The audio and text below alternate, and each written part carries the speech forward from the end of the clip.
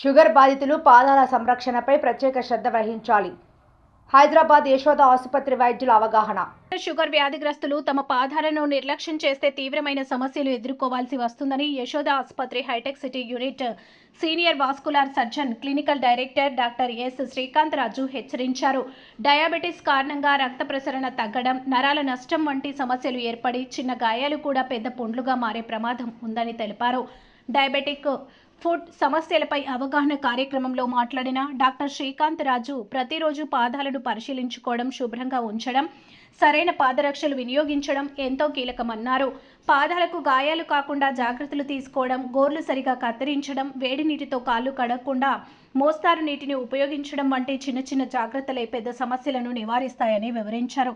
ముందస్తు గుర్తింపు, సకాలంలో చికిత్సతో కాళ్ల తొలగింపు అవసరం లేకుండా చాలా కేసులను కాపాడవచ్చని డాక్టర్ ఎస్ శ్రీకాంత్ రాజు స్పష్టం చేశారు. కాకపోతే మన ఇండియన్ సొసైటీలో ఎలా ఉంటుంది, చాలామంది పేషెంట్స్ గుండెకి ఇచ్చినంత ఇంపార్టెన్స్ ఎప్పుడూ కాళ్ళకు ఇవ్వరు.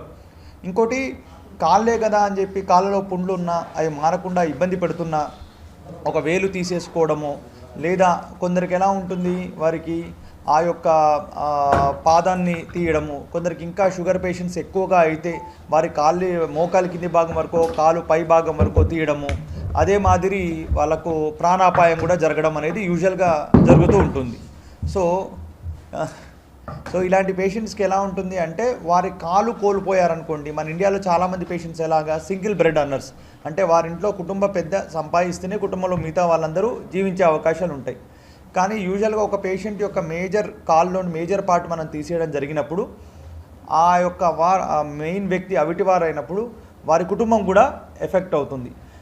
అదే మాదిరి ఒక్కసారి ఒక కాలు ఎఫెక్ట్ అయితే మిగతా 2 సంవత్సరాలలో, నెక్స్ట్ రాబోయే 2 సంవత్సరాల్లో రెండో కాలు పోయే అవకాశము, హార్ట్ అటాక్ వచ్చే అవకాశం ఆల్మోస్ట్ 30% ఆఫ్ పీపుల్లో ఉంటుంది. ఎలాగైతే హార్ట్ ఇంపార్టెంటో శరీరానికి, కాలు కూడా ఇంపార్టెంటే. కానీ ఈ కాలు గురించి పెద్దగా పట్టించుకోకపోవడము, దానికి సంబంధించిన లేటెస్ట్ పరిజ్ఞానం ఎంతవరకు ఉందనేది ప్రజల్లో తెలియకపోవడము, దానివల్ల జిల్లా లెవెల్లో, టౌన్ లెవెల్లోనే చాలామంది పేషెంట్స్ మాలాంటి వాస్కులర్ సర్జన్స్ దగ్గరికి రాకుండా వారి అంటే కాపాడగలిగే కాళ్ళను కూడా యాంపిటేట్ చేయడం జరుగుతుంది.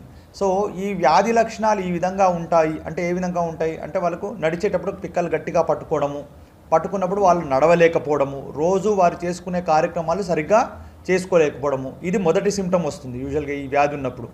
రెండో సిమ్టమ్ ఏంటంటే పేషెంట్కి రాత్రి నిద్ర పట్టలేంత నొప్పి వచ్చి ఆ యొక్క నొప్పి వల్ల వారు నిద్ర అనేది వారికి దూరం అవుతుంది, చచ్చిపోవాలంటే అనిపించే అంత ఇబ్బందిగా కాల్లో ఉంటుంది.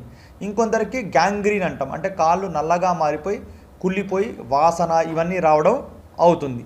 సో ఇలాంటి పేషెంట్స్కి మా దగ్గరికి రాగానే ఫస్ట్ కాళ్ళకు డాప్లర్ టెస్ట్ అని మనం చేసి, ఆ డాప్లర్ టెస్ట్లో బ్లాకేజెస్ ఎక్కడ ఉన్నాయో చూసుకొని, కొన్నిసార్లు అవసరాన్ని బట్టి సిటీ స్కాన్ కూడా చేసుకుని ఈ మాదిరి మనం ఎవాల్యుయేట్ చేయడం జరుగుతుంది. దాని తర్వాత ఎలాగైతే గుండెకు మనం బైపాస్ చేస్తామో, ఎలాగైతే గుండెలో స్టంటు బెలూను చేస్తామో, అలా కాళ్ళలో కూడా చేసే ఆస్కారం ఉంది. ఈ విధంగా చేయడం ద్వారా వారి కాళ్ళని కాపాడగలుగుతాము, వారి ప్రాణాన్ని కాపాడగలుగుతాము, వారి కుటుంబాన్ని కూడా కాపాడగలుగుతాము. ఒక షార్ట్ ఫామ్లో చెప్పాలంటే if we save a patients limb, we can save their life, we can save their family. Thank you అండి.